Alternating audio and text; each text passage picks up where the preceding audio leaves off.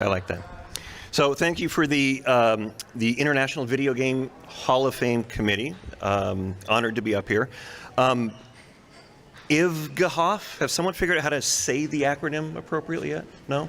Oh well. And to think, it was either that or be a lawyer way back when. The last time I was in Ottumwa was 35 years ago, living in the back of the Twin Galaxies arcade. How I got there and how I got there from Southern California to there, that's a long story beyond the scope of tonight. But it is interesting, the ties and the roots and some of the pictures up there and how this journey has gone. Some of the fun stories of living in the back of an arcade, or like when the fire department finally found out we were living there and came in to kick us out. That was a fun day. Or that our shower was essentially a mop sink with a cardboard barrier around it. So I guess that prepared us for dorm life at some point.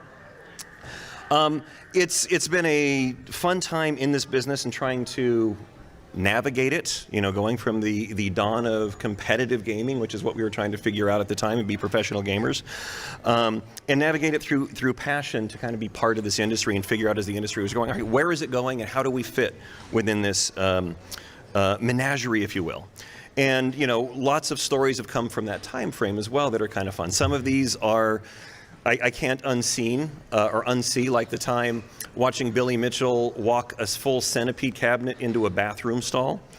The first time I met Walter Day when he brought his entourage out to Starship Video in Southern California, we got to meet that crew for the first time.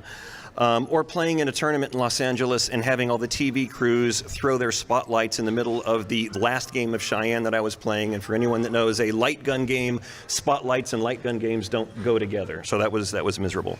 And then, of course, being able to say that I actually traveled to other countries as a professional video game player and competitor to compete against their national teams. That was kind of fun. But really, I think this career of mine started with Walter and enabling this competitive streak that I had. There was an arcade called JJ's Arcade in Rancho Cucamonga, California that used to put high scores above their arcade games. And I thought, ooh, I want to be on those plaques. I want to be up there. And then I found Starship Video, which not only had the same thing, but they had a plaque that had world records on it. So not just local, not just the arcade, but ooh, best in the world, best in the US. And that was kind of the connection to Twin Galaxies. So that unfortunately enabled me, and lawyer went to the side and got to find a way to continue with this video game business. Although I still believe arguing is a competitive sport, so I haven't given that up yet. I have to give credit to my parents for putting up with me on this journey. As ill-advised as some of their support may have been, I guess maybe it worked out in the end. Like, for example, the U.S. National Video Game Team and EGM were started out of my grandmother's house. I don't know how parents support those types of weird things, but as it took off and grew, I guess their support in us was kind of well-founded. I guess they knew more than I did. It's been fun over the last 30-plus years to be part of trends in gaming consoles and arcades and traveling and brands and all sorts of fun stuff. So it's been a good journey.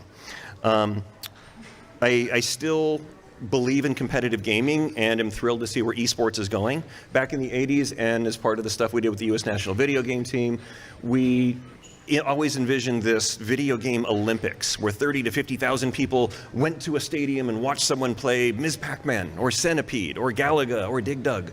And for lots of reasons it didn't happen then, but hey, that's exactly what's happening right now with more people now viewing it online, which I think is absolutely fantastic, that we can recognize that playing video games is a competitive thing and it's a skill-based sport.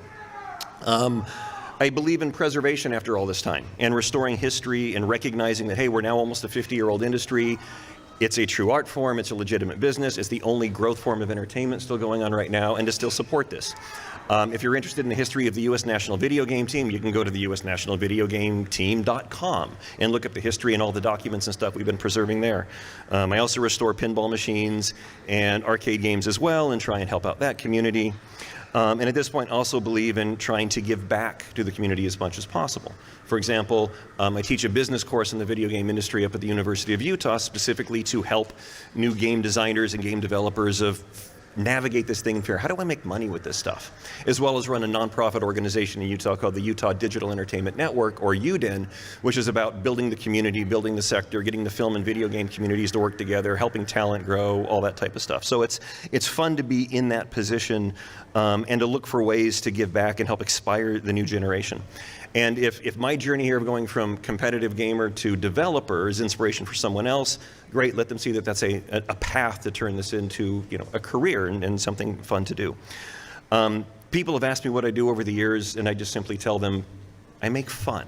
Because to me, that's what it is, and I'm still doing that today, still actively developing projects and developing stuff in the gaming industry, and currently working on stuff that's years out there and trying to leapfrog where things are. So here's to the next 30 plus years of where this business goes, and hopefully fun, and thank you guys very much for this offer.